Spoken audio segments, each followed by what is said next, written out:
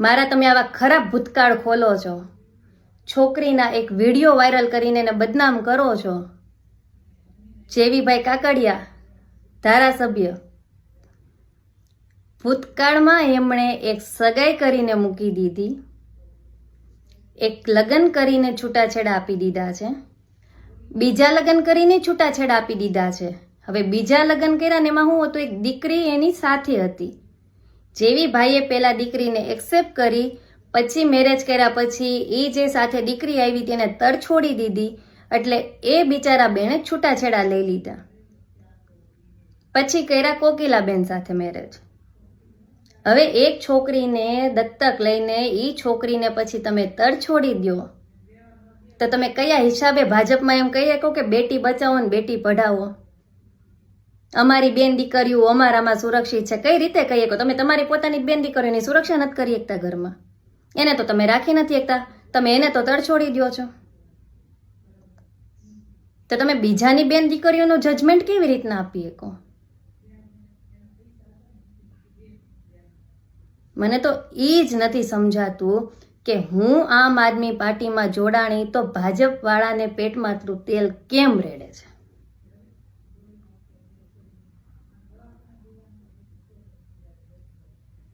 હું આમ આદમી પાર્ટીમાં જોડાણી એનું એક જ કારણ છે કે જે વસ્તુ મારી સાથે ભાજપના લોકોએ ભેગા મળીને કરી છે, મને જે હાઇબ્રિડ ગાંજામાં ફસાવી છે, આવનારી જનરેશનમાં, આવનારી નવયુગ પેઢીમાં આ વસ્તુ કોઈ બેન દીકરીઓ સાથે ન થાય ને, એ માટે જ હું આ સિસ્ટમમાં જોડાણી છું.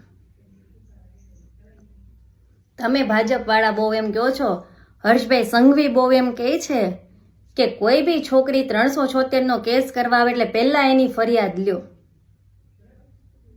હું તાલાળા પોલીસ સ્ટેશનમાં 6 દિવસ રોકાણી હતી, 6 દિવસ મેં ધક્કા ખાધા. પોલીસે કેમ મારી ફરિયાદ ન લીધી? કેમ કે ભાજપનો માણસ છે, ભાજપની સત્તા છે, એટલે સીટ ઉપર ભાજપના માણસો બેઠેલા છે. એટલે તમારે જે ઇન્વેસ્ટિગેશન કરવું છે, તમારે જે તપાસ કરવી છે, એ પહેલા મારો કેસ હાથમાં લઈ લ્યો. સુપ્રીમ કોર્ટનો આદેશ છે, પહેલા તપાસ હાથમાં નહોત લેવાની, એમાં પહેલા કેસ હાથમાં લ્યો, પછી તમે એની તપાસ હાથમાં લ્યો. અહીંયા તો પહેલા મારા કેસમાં ઇન્વેસ્ટિગેશન થાય છે. કેસમાં એવું કહે છે કે આવા કોઈ કેસ બનતા જ નથી, તમારી અરજી અમે ફાઇલ કરી દઈએ છીએ. કેમ નથી બનતા? સબૂત આપું છું. અને વાત રહી તુષાર ગજેરાની. હવે તુષાર ગજેરાએ મારી હારે મેરેજ કર્યા, એણે આખી ગેમ કરી નાખી મારી હારે, વિડીયો વાયરલ કરે છે. વિડીયોમાં એમ કહે છે કે આના ધંધા પૈસા પડાવવાના છે, આણે ડાયમંડના પેકેટ ચોરી લીધા છે. પ્રદીપ ભાખર મારા નાનપણના મિત્ર છે, મને ફાઇનાન્શિયલી હેલ્પ કરી છે. તો હવે આપણે તુષારભાઈની વાત કરીએ. તુષાર ગજેરાએ દિવાળી પહેલા અમદાવાદના એક ગોલ્ડ વેપારીનું 1.5 કિલો ગોલ્ડ લઈ લીધું છે, મીન્સ કે બૂચ મારી લીધું છે. એ ગોલ્ડ લઈને તુષાર 1.5 મહિનો ફરાર રહ્યો છે. હમણાં જે ઇન્ડિયામાં આવ્યો છે, ફોન બોન એનું બધી જ વસ્તુ હાલની ઘડીમાં બંધ છે. હવે જે દિવસે એ વેપારી મને મળવા આવેલા છે, મને વાત કરી છે, એણે મને કીધેલું છે કે એમાં પ્રદીપ ભાખરનો 25 લાખ રૂપિયાનો ભાગ છે. જેવા પૈસા આવ્યા એવા બીજા દિવસે પ્રદીપ ભાખર ફોર્ચ્યુનર લઈ આવ્યા.